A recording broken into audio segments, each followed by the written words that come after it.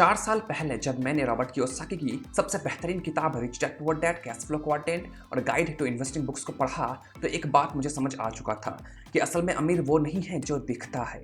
वैसे रिच बनना और वेल्दी बनना दोनों में आसमान और ज़मीन का फ़र्क है, और जो फ़र्क हम इस वीडियो में जानेंगे मैं आपको बताऊंगा बारीकी से। रॉबर्ट कियोसाकी, उनका सबसे बेस्ट कोट है, the rich don't work for money. हमें हमेशा लगता है कि अमीर बनना माने बहुत सारा पैसा होना।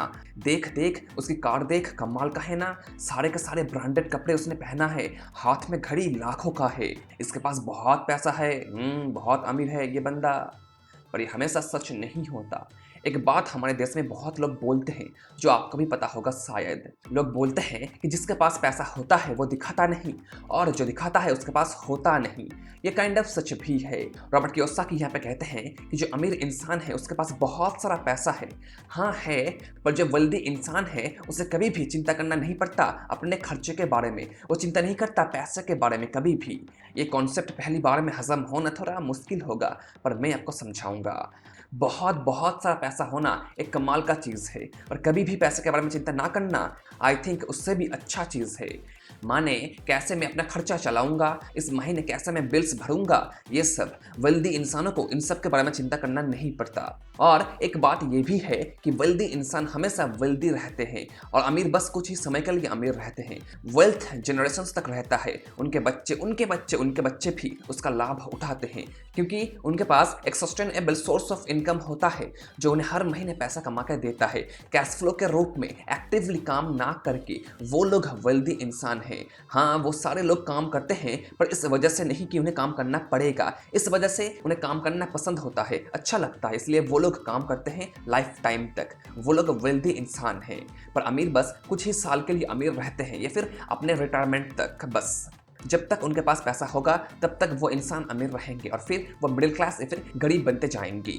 आपने सुना होगा ऐसे बहुत सारे सेलिब्रिटीज़ हैं हमारे देश में या फिर दुनिया में जो बहुत अमीर थे। फैंसी कपड़े, नए नए गाड़ियाँ, घड़ियाँ और बड़े बड़े बंगलोज में वो लोग रहते थे, पर आज उनके पास कुछ भी नहीं है। कुछ भी नहीं है।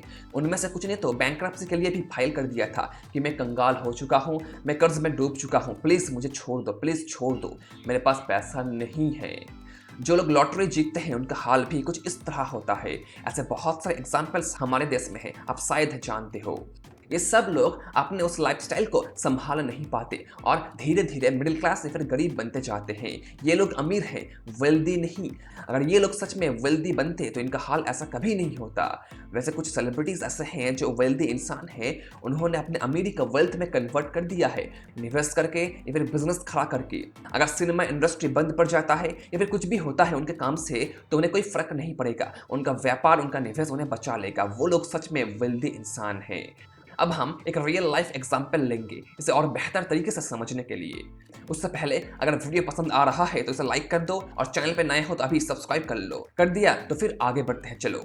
एक दोस्त था राहुल नाम से। राहुल एक बड़े आईटी कंपनी में काम करता था, अच्छा खासा सैलरी भी मिलता था उसे, अबाउट 80,000 रुपये के आसपास। और थोड़ा बहुत इधर उधर इन्वेस्ट करके, स्टॉक्स में, बॉन्ड्स में, फंड्स में इन्वेस्ट करके उसका एक्स्ट्रा कुछ इनकम भी हो जाता था। उसने 2 बेहतरीन गाड़ी खरीद के रखा था, एक था 8 लाख का और एक था 15 लाख का, माने एक लग्जरी कार और एक नॉर्मल कार यहाँ वहाँ जाने के लिए। वो एक अच्छे घर में भी रहता था, उनके बच्चे एक प्राइवेट स्कूल में पढ़ते थे, सरकारी स्कूल उनके लिए नहीं है ये वो मानते थे। और वहाँ पर जो क्लब था उसका मेंबरशिप भी राहुल ने लेकर रखा था। माने वो अमीर था ऐसा सबको लगता था, जिससे राहुल को थोड़ा समाज में रेस्पेक्ट मिलता था, उसका सोशल स्टेटस थोड़ा बढ़ चुका था, उसकी बातों पे लोग गौर करते थे और सभी लोग उसके साथ दोस्ती बनाना चाहते थे। राहुल अमीर है, हमारे समाज में दोस्ती तो बनाना चाहिए उसके साथ, काम आएगा, बाद में काम आएगा, ऐसा सबको लगता था। आपके एरिया में ऐसा कोई है राहुल जैसा? आई एम श्योर होगा, जरूर होगा। हर एक एरिया में होता है ऐसा राहुल जैसा। पर उसका भी कुछ खर्चा होता है ना इस लाइफस्टाइल को मेंटेन करने के लिए।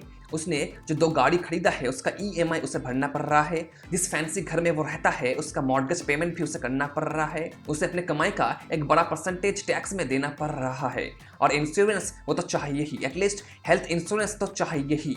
और वो साल में 1-2 वैकेशंस भी लेता था अपने फैमिली के साथ। नाउ जब आप इन सारे खर्चे को देखोगे और माइनस करोगे राहुल के ईयरली कमाई से, तो आप देखोगे कि राहुल के पास उतना पैसा नहीं बचता साल के आखिर में। माने जो पैसा आता है राहुल के पास वो चला भी जाता है। हम यहाँ राफली मानते हैं कि सैलरी है राहुल का लट से 80,000 रुपये, निवेश से आता है लट से 10,000 रुपये के आसपास, टोटल 90,000 रुपये के आसपास वो कमाता है हर महीने। सारे खर्चे को मिला के होता है लट से 75,000 रुपीज। कुछ महीने अप एंड डाउन भी होता है, पर हम मानते हैं कि 75,000 रुपये एवरेज होता है खर्चा उसका हर महीने। तो यहाँ पर राहुल हर महीने सेव कर पाता है अबाउट 10,000 रुपये से 15,000 रुपये के आसपास। कुछ साल बाद उसके पास रहेगा सेविंग्स के रूप में अबाउट 5 लाख 6 लाख रुपये के आसपास। तो अगर राहुल अभी बीमार पड़ जाता है या फिर किसी भी कारण से उसका जॉब चला जाता है, तो वो कितने दिन तक सर्वाइव कर पाएगा इस लाइफस्टाइल के साथ? कितने दिन? आई थिंक 5 महीना या फिर 6 महीना, मैक्सिमम 6 महीना। उसके बाद उसे एक नया जॉब ढूंढना ही होगा, नहीं तो वो अपना खर्चा चला नहीं पाएगा, वो डिप्रेस्ड हो जाएगा।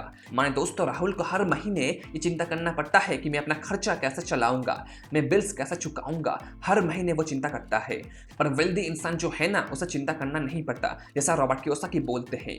तो यहाँ पर राहुल अमीर है, वेल्दी नहीं है। वो एक टेम्पररी रिच बंदा है, जस्ट कुछ ही सालों के लिए वो अमीर है। अब हम यहाँ पे एक वेल्दी इंसान की फिगर्स देखते हैं और फिर अब बताना कि राहुल अच्छा है या फिर ये इंसान। माने अंबानी की हम बात करेंगे यहाँ पे, उनका नेट वर्थ है 7.8 lakh crore rupees, around 105 billion dollar के आसपास। ये माना जाता है कि देश का बिजनेस टाइकून हर मिनट में 1.5 करोड़ रुपए कमाता है, हर दिन 150 करोड़ रुपए के आसपास। माने मिस्टर अंबानी एक मिनट में जो पैसा कमाता है, राहुल पूरे साल भर उतना पैसा भी कमा नहीं पाता, पर फिर भी लोग राहुल को अमीर मानते हैं। व्हाट? पागल सब इंसान, पागल। रिच माने दोस्तों ये नहीं है कि आप महीने का 20 दिन शेर बन के जियोगे और बाकी 10 दिन भीगी बिल्ली बन के जियोगे, ऐसा नहीं है। वेल्थ माने फ्रीडम, फ्रीडम पैसे की चिंता से। फ्री माने दोस्तों आपके पास उतना पैसा होना चाहिए या फिर उतना पैसा हर महीने आ रहा है आपके एसेट से या फिर निवेश से, जिससे आप अपने करंट लाइफस्टाइल को बरकरार रख पाओ अपने जीवन भर, पैसे के बारे में चिंता ना करके। उसे कहते हैं वेल्दी इंसान।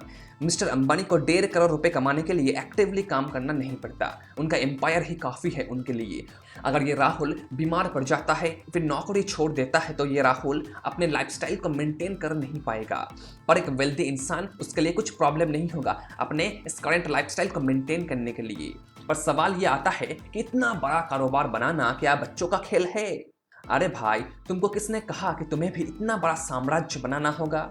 आपको बस एक तरीका ढूंढना होगा कमाई के सोर्स का एक्टिवली ना काम करके, जिससे आप अपने करंट लाइफस्टाइल को मेंटेन कर सको जीवन भर। बस वेल्थ माने यही है, फ्रीडम माने यही है। आपको बहुत बड़ा एम्पायर बनाने की आवश्यकता नहीं है।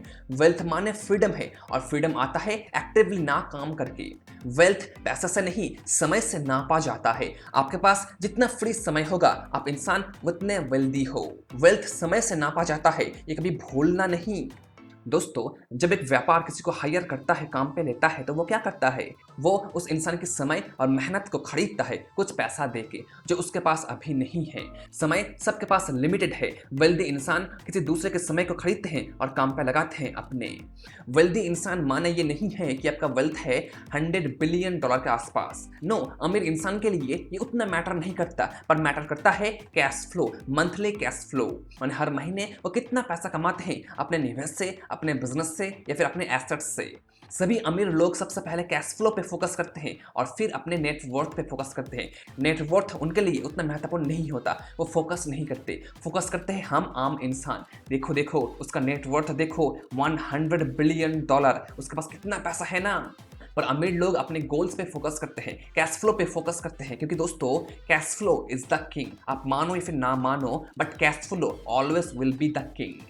यहाँ पे एक बड़ा खुलासा जो शायद आपको पता नहीं होगा। जो भी लोग आपके समाज में अमीर दिखना चाहते हैं, एक बड़ा गाड़ी खरीदते हैं ईएमआई पे, घर खरीदते हैं ईएमआई पे, या फिर एक महंगा फ़ोन खरीदते हैं सबको दिखाने के लिए कि मेरे पास कितना पैसा है, वो लोग सच में अमीर बनना नहीं चाहते। वो चाहते हैं प्रेस्टीज पाना।